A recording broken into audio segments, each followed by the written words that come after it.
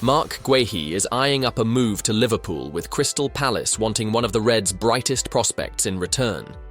The defender has seen his stock rise over the past 12 months, excelling for England at the Euros, and was the subject of several bids from Newcastle in the summer. The Eagles opted to resist as they remained determined to keep hold of their centre-half. Guehi, when he does eventually leave Selhurst Park, wants to join a Champions League outfit, and Liverpool are said to be his preferred destination. His contract is winding down, which could limit the fee Palace can demand when he does depart the capital. The Eagles, though, are keeping tabs on Liverpool youngster Ben Doak, who is currently away on loan at Middlesbrough. He's continued to impress, and Palace's hierarchy may look to include the Scot in any deal that involves Guehi's exit. Their priority target currently is Ryan Cherki, who plays for Lyon. They want to bring him in next month, but if they fail to do so, are likely to push harder for Doak, reports The Sun. Middlesbrough harbour hopes of keeping him at the Riverside Stadium, but that will depend on them getting promoted. The 19-year wants to go back and play for Liverpool, but may head to a new Premier League home if his route into the first team is blocked. The Reds have made good use of their academy in recent years, but are well stocked when it comes to attacking resources. Their pursuit of Guehi is likely to be influenced by what happens with Virgil van Dijk.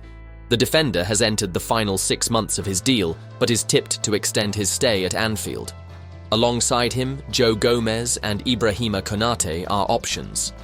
Palace themselves saw Michael Olise, one of their leading lights, leave for Bayern Munich in the summer.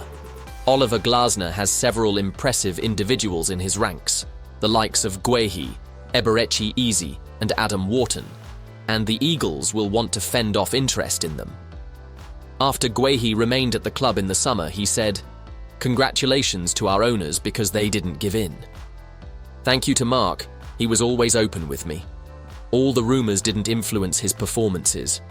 He always told me that he's not pushing to leave Crystal Palace, and that is always the most important thing for me." As the Premier League action heats up during the festive season, West Ham United are poised to take on Liverpool at the London Stadium. This encounter is set to be a thrilling matchup, as both teams have significant stakes riding on the outcome. West Ham, under the management of Julen Lopetegui, have shown flashes of promise this season. Positioned in the mid-table, they are striving for consistency and looking to make a push towards the European places. The Hammers have been bolstered by strong performances from key players like Jared Bowen and Lucas Paqueta, whose creativity and flair have been central to their attacking play. Playing at home, West Ham will be eager to pull off an upset against one of the league's top sides, but they have only managed to win a third of their home matches so far this season. Liverpool, on the other hand, are enjoying a formidable campaign under Arneslot, who only joined the club in the summer. Sitting at or near the top of the table, the Reds are in pursuit of another Premier League title. Their squad depth and attacking prowess, led by stars such as Mohamed Salah and Luis Diaz, make them a daunting opponent for any team. Liverpool will be aiming to maintain their momentum and secure crucial points to keep their title ambitions on track. This match is pivotal for both clubs.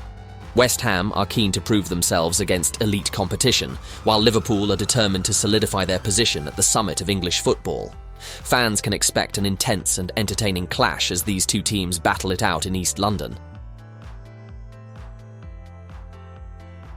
The Premier League were quick to issue 2 statements on Liverpool's second goal against Leicester, and a disallowed third after initial confusion led to a lengthy VAR checks. The Reds were heavy favourites going into the Boxing Day clash with the Foxes as they looked to extend their lead at the top of the table, seeking to capitalise on Chelsea's defeat at home to Fulham earlier in the day. However, the hosts fell behind to Jordan Ayew's opening goal for the struggling Foxes, who took the lead after just 6 minutes at a foggy Anfield.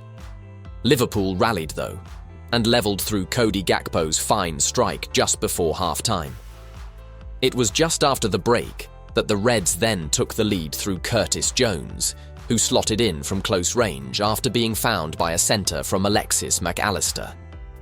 However, there was an element of controversy to the goal.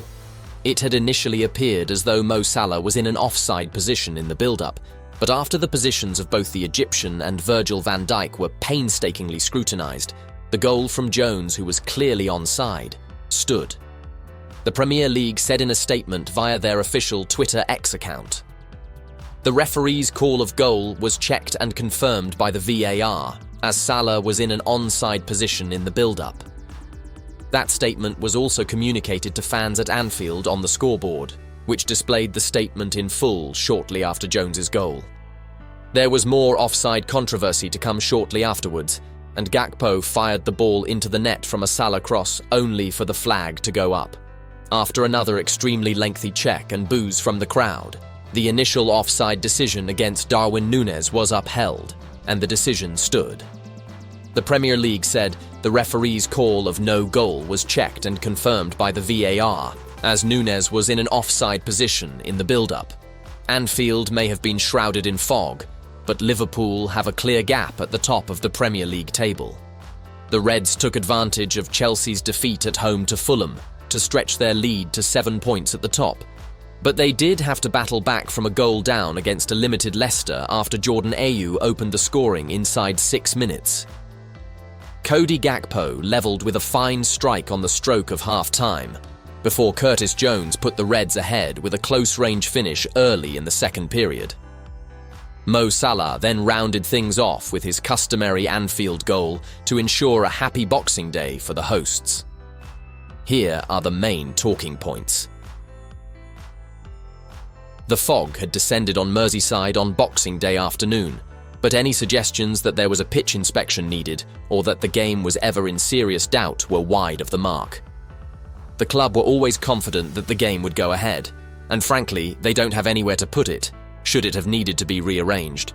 In truth, once the match started, there didn't look to be any serious issues for the players in dealing with the conditions, however difficult they looked from afar. Trent Alexander-Arnold's radar was certainly off-kilter during the first period, but that seemed to be more of a personal issue than one to do with the weather, and both sets of players, although playing a very different style, played their way into the game. In their previous home game against Fulham, the Reds started slowly and were punished twice, first by Andreas Pereira's goal and then by Andy Robertson's red card.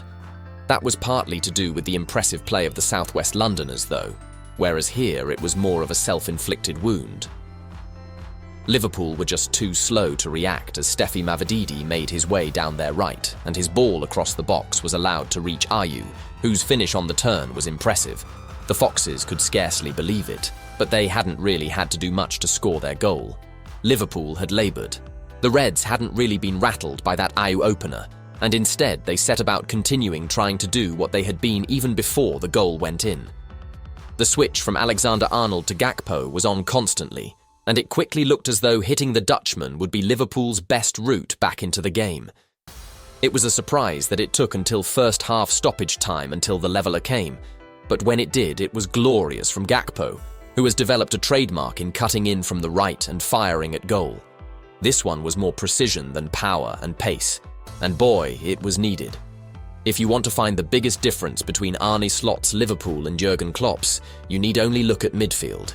In Klopp's Champions League and Premier League winning side, those players were facilitators, whereas in Slot's, they can be match winners. Cody Gakpo is keeping his fingers crossed that Mohamed Salah gets his new contract at Liverpool. Salah is out of contract at the end of the season.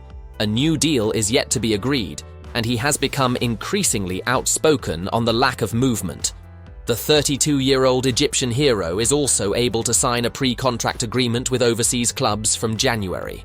Despite the uncertainty over his future, Salah has been in red-hot form this term, scoring twice more against Spurs in Sunday's 6-3 win in North London.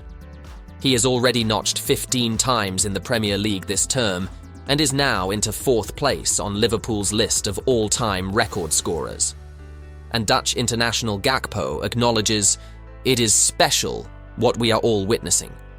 The amount of goals he scores, but the assists he gives as well, the way he plays the game, how he puts other attacking players or midfielders like myself in a position to score and to be dangerous is from a high level. I hope for us and for him that he can continue doing that for a long time." We are very lucky to have him and proud that we can be his teammate and try to make him better.